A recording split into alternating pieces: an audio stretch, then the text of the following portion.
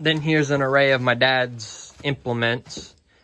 It's a 1950-ish John Deere 14T. My dad doesn't put up a whole lot of hay with it. He probably puts up 100 bales, maybe a year at the most. But for what it is, and considering we only do a few bales, it gets the job done.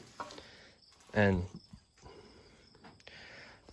of course, my dad's a bit weird when it comes to, he can't just have car tires on his implements. It's got to have the correct tires, so yeah.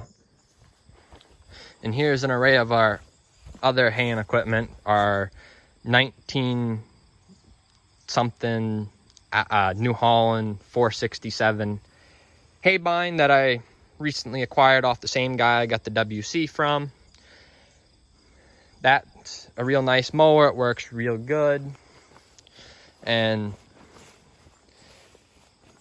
it's got its bugs that we're trying to get worked out of it, since this is the first year we're running it. And then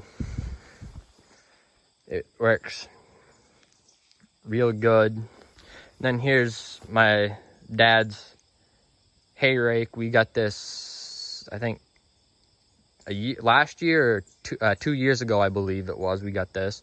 Can't remember the model number of the rake, but we recently acquired this and works real good. We've got all new bearings in it because we kept having issues where it'd bend the rake teeth on the stripper bars. So we fixed that issue and it runs pretty good. And here's the tedder that we actually got off my same grandfather, the D17, the CA, and that C came from. We got this off of him for free last year because, I mean, he wasn't really using it because he wasn't making hay anymore. And plus, it had an issue, so it was down to just a 2-spinner. And my cousin wasn't really using it because he bought a bigger 4-spinner tedder. So it was just kind of sitting down there. And so I got it off I asked my grandfather if we could have it because my dad really wanted a tedder, so that worked out really good for us this year. And then here's an array of some other stuff we got sitting around at my dad's place. Spring tooth harrow. Don't know who made it, what it is. I just know it's a spring tooth harrow. We use that for when we play around on dad's little 1/4 acre field pieces that he plows up. And we use that behind mainly the John Deere right there, because let me tell you, when that thing gets down and works with that straight pipe on it, it talks. And me and my brother just love that thing to death. And then here's a disc harrow that came off of my grandfather. It's supposedly an Alice Chalmers. We're not sure, but we use it. It's got problems, like it's seen better days, obviously, because that disc is not supposed to be like that. And it's got some other issues that we need to... It probably should get new gangs on it, but I don't even know where you could get some for this. And all the wiper blades, they're screwed up. All these wiper blades don't have any spring to them, so they don't hold over next to the disc, and we're missing some stuff. But for sandy soil that my dad has, it works really, really good. Then here's my dad's roto baler that I don't know when he bought it, but I think he bought it around the same time because I think he bought it before his square baler, which my uncle now owns. But we don't use it anymore because, well, we got that 14T, so that, and nobody really wants one of these little roto balers, these little roto bales. But I'd like to eventually find either a WD or a WD-45 to run it. But I mean, I could run it with my CA, but my CA is not over here to my dad's. Then here's 2 of our 3 plows. We got This one that we believe is for a CA that we got off my grandfather that recently passed away. We got these, and then here's the ones I just purchased for my D17. They're supposed to be a 3-bottom, and I believe they're supposed to be a model 83. I can't remember, but they're supposed to be a 3-bottom, but I got all the parts and pieces to it. I just don't have the moldboard or the share to put on the other plow bottom, which is not over here. It's over by the rotobaler. We got to get it. I'd like to do that at some point. The old New Idea manure spreader that doesn't get used much anymore. Now we fixed, dad and my brother fixed this up to work on, because when my grandfather was still at the farm, when we was younger, he would tow this behind that Ford tractor, my brother would, and spread manure with that. And then my cousin was usually on the D17 with I believe it was a Schultz Spreadmaster 2120 tandem axle manure spreader.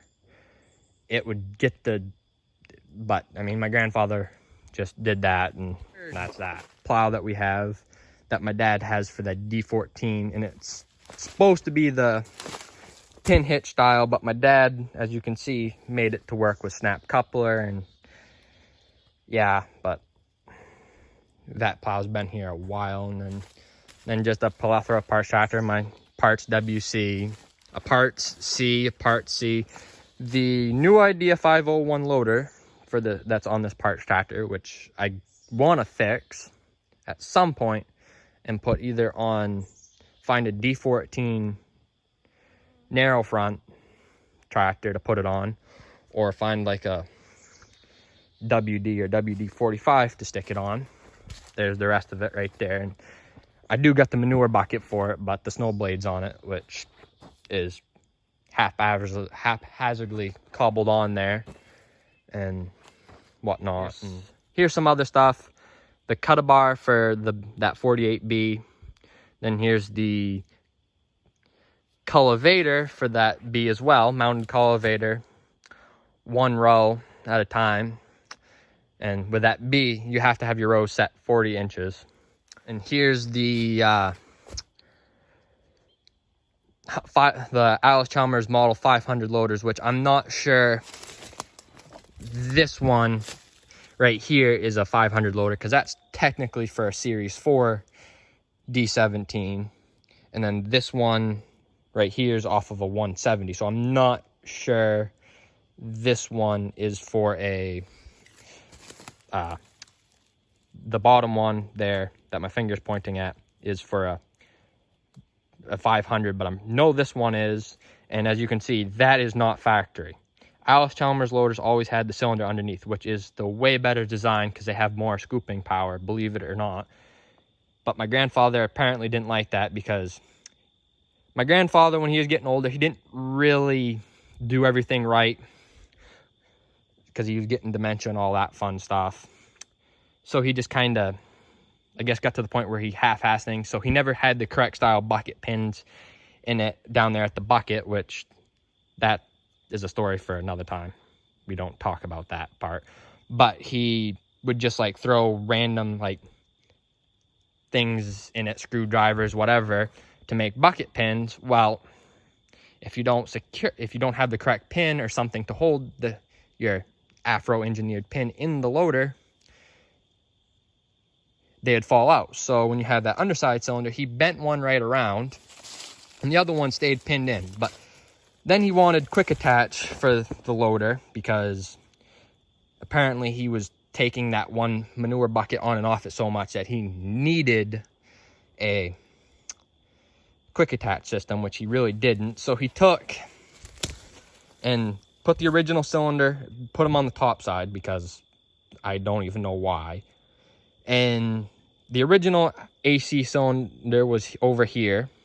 And then he took and bought like a one from like Tractor Supply that was way too long. So this one would run out of stroke before that one would. Well, he ended up bending that side because he wasn't paying attention. And then in order to fix it, he bought that loader for the Series 4 D17.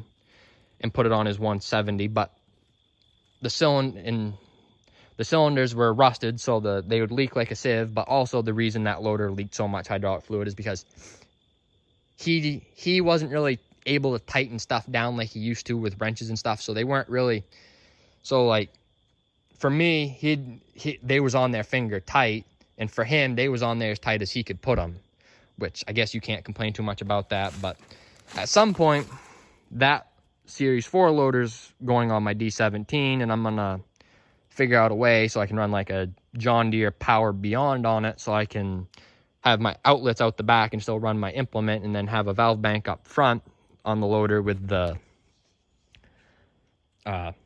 joystick and maybe a third function, or I might just run the 2 normal levers. But that's that. And here's the other thing. It's a loader for that Allis-Chalmers B of my dad's. We've also got the old 1-bottom plow over there for it, and then of course you see that saw table. And right there off the end of my middle finger, howdy Rick Bork. But that is an old cross conveyor for a front unload on a silage wagon that my dad modified to use as a firewood conveyor, which he used to run off of that Alice B when he had the saw table on it.